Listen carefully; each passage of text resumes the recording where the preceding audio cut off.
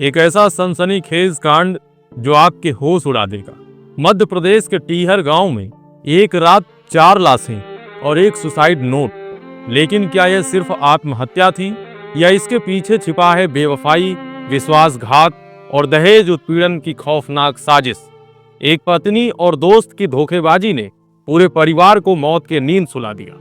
टीहर गांव सागर मध्य प्रदेश के हरे भरे खेतों के बीच बने एक छोटे से मकान में रहता था मनोहर लोधी का परिवार। मनोहर 45 साल, उनकी मां फूल रानी 70 वर्ष, बेटी शिवानी 18 वर्ष और बेटा अनिकेत 16 वर्ष। बाहर से सब कुछ सामान्य लग रहा था। मनोहर की पत्नी द्रौपदी घर संभालती थी। उनका बचपन का दोस्त सुरेंद्र अक्सर घर आता जाता रहता था। लेकिन दोस्तों, इस साधारण से घर में एक तूफान तैयार हो रहा था और इस तूफान का नाम था बेवफाई। जून 2025 की एक उमस भरी दोपहर, शिवानी, मनोहर की 18 वर्ष की बेटी, भैंस बांधने वाले कमरे में कुछ लेने गई। लेकिन वहां उसने जो देखा, उसने उसकी दुनिया हिला दी। उसकी मां द्रौपदी और मनोहर का बचपन का दोस्त सुरेंद्र आपत्तिजनक हालत में थे। शिवानी सदमे में थी। उसने हिम्मत जुटाकर यह बात अपने पिता मनोहर को बताई। लेकिन सवाल यह है, क्या यह सिर्फ गलतफहमी थी या एक खतरनाक साजिश की शुरुआत?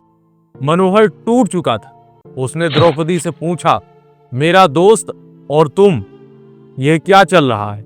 लेकिन द्रौपदी ने न सिर्फ अपनी गलती मानी बल्कि उल्टा मनोहर को धमकी दी। उसने चीख कर कहा, अगर तुमने मुझे रोका तो मैं तुम पर और तुम्हारे परिवार पर दहेज उत्पीड़न का केस लगा दूंगी। तुम्हारी इज्जत गांव में मिट्टी में मिल जाएगी। मनोहर ने अपनी मां फूल रानी, बेटी शिवानी और बेटे अनिकेत को यह बात बताई।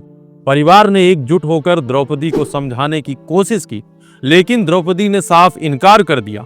उसने धमकाया, मैं सुरेंद्र के साथ रहूंगी, चाहे जो भी हो जाए। अगर तुमने मुझे रोका तो मैं तुम्हें दहेज उत्पीड़न के झूठे केस में जेल भिजवाऊंगी। मनोहर ने अपने बचपन के दोस्त सुरेंद्र से बात की, लेकिन सुरेंद्र ने सारी हदें पार कर दी। उसने बेशर्मी से कहा, हाँ, मैं और द्रौपदी एक दूसरे से प्यार करते हैं।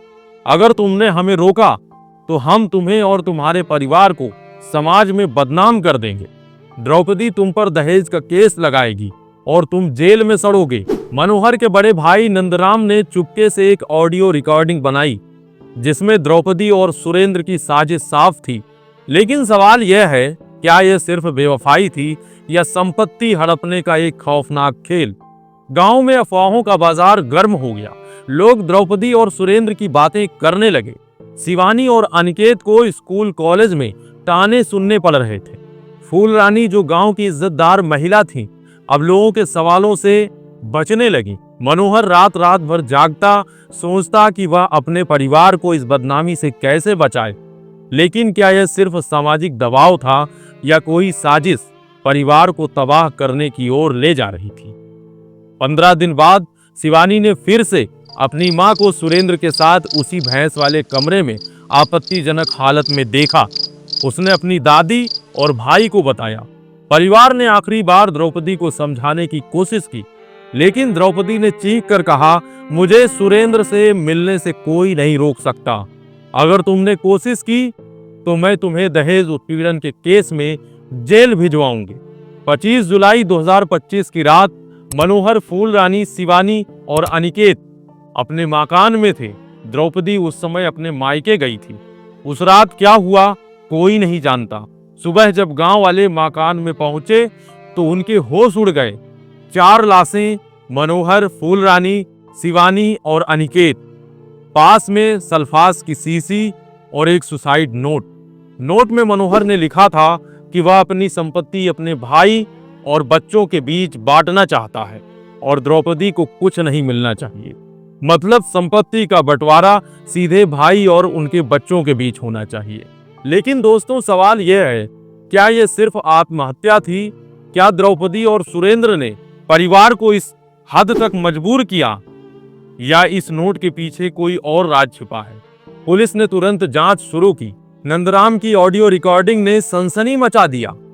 इसमें साफ था कि द्रौपदी सुरेंद्र ने न सिर्फ प्रेम प्रसंग चलाया बल्कि दहेज उत्पीड़न का झूठा केस लगाकर मनोहर की संपत्ति हड़पने की साजिश रची थी। 2 अगस्त 2025 को पुलिस ने द्रौपदी और सुरेंद्र को धर दबोचा। उन पर आत्महत्या के लिए उकसाने और दहेज प्रथा के साजिश का केस दर्ज हुआ। लेकिन क्या यह कहानी में कोई तीसरा किरदार था? क्या सल्फास की शीशी सिर्फ आत्महत्या का इकलौता सबूत थी या इसके पीछे कोई और खौफनाक खेल था? दोस्तों, यह सनसनीखेज कांड सिर्फ टीहर गांव की कहानी नहीं बल्कि हमारे समाज का काला सच है। बेवफाई, विश्वासघात और दहेज उत्पीड़न की झूठी धमकियों ने एक परिवार को मौत के नींद सुला दिया। लेकिन सवाल अभी भी बाकी है, क्या द्रौपदी और सुरेंद्र की साजिश के पीछे सिर्फ प्यार था या मनोहर की संपत्ति पर उनकी नजर थी? क्या इस कांड में कोई और किरदार अभी तक छिपा है? हमें कमेंट में अपनी राय अवश्य बताएं। क्या यह सिर्फ आत्महत्या थी या इसके पीछे कोई बड़ा षड्यंत्र? आज के लिए बस इतना ही, मिलते हैं अगले वीडियो में। दोस्तों, चैनल को सब्सक्राइब करना ना भूलें, वीडियो को लाइक करें, शेयर करें, साथ ही बेल आइकन अवश्य दबाएं। अगली सनसनीखेज कहानी तक सतर्क रहें, सुरक्षित रहें। नमस्कार।